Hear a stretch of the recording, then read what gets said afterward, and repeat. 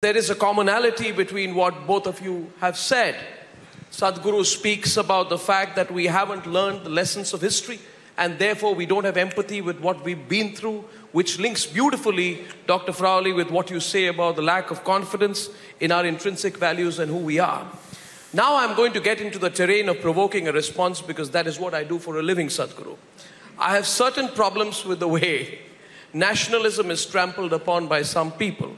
And today we'll do some plain speaking on these subjects. I have a problem with how there is a hard selling of a narrative that Indian values are antiquated.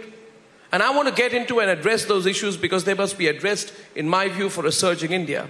So Sadhguru, as we talk about surging India and our values, tradition, our cultural legacy, is there a recent trend to present Indian values as dated, antiquated and regressive by certain interest groups? Democracy is for interest groups. There will be interest groups. But then Dr. Frowley wrote in September 2017, he said, why secularism in India has lost its meaning. And he wrote, and I want you to comment on it, that India's secularism has become synonymous with the idea that everything Hindu is bad and everything else is secular and good. Do you think there's been a one-sided telling of Indian tradition and values? Why has that happened? And Sadhguru, the world has taken note of our tradition and practice of yoga. But as the world geared up to mark the first International Day of Yoga in 2015, there were articles in certain sections of the media which says, minorities feel marginalized as India prepares for Yoga Day. What do you have to say about these kind of narratives? Should we ignore them or should we react? Well, that's a loaded question, but the important thing we need to understand about India is we are an amoral nation. We have no morality. We have no values. We have no principles. Nobody gave us commandments. We've always been a land of seekers, where we are continuously seeking how to be appropriate to the situations in which we exist. In fact, we are a godless country. This is the only culture on the planet which told you, your life is your karma. This means your life is your making. The way you make it is the way it is. This is the only culture which told you that there isn't another better place. The most terrible idea that's been put into human mind is, there is another place which is better than this planet, and once you go there, everything is going to be great. That is not how our lives are made.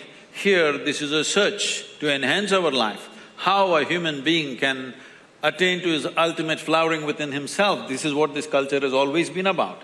Our highest values have not been God and heaven, our highest values have been liberation and freedom and truth. Mukti, moksha have been our only goals.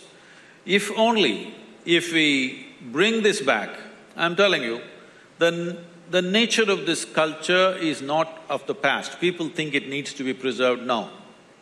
It is a natural consequence. The future, the world's future is in this kind of system, that people will naturally seek freedom as more and more people can think for themselves, as more and more people walk out of the books that they've been trapped in forever. You will see human beings will seek truth, human beings will seek freedom. This is essentially a movement. This is happening around the world. It may be still not fully articulated by people, but a movement from religion to responsibility is happening across the world. There's no question about it. So this is also a movement from getting the authority. Truth is the authority in your life. Authority is not the truth in your life. Till now, people have been spreading this, some authority has said this, so this is the truth. But in this culture, even when the so-called divine entities came, they could not give us commandments. All they got was questions from us. Shiva opened his mouth, his wife asked him 500,000 questions. Krishna, after much hesitation, not able to talk to his only very close friend, he tries to talk to him at the edge of a battlefield. That guy asks hundreds of questions. So this is the nature of this culture, where seeking is the highest value. There is no other value. We are not looking at what is right and wrong, because the moment you look at right and wrong, I am right and you are wrong, that's the only way it is. The moment I believe something is right and something is wrong, obviously I'm right and you're wrong. We are only looking at what is appropriate for our existence here right now for both of us. This is the important dimension. This is a natural consequence of exploring human consciousness rather than sticking to values and principles and ideologies. But Sadhguru, you're putting a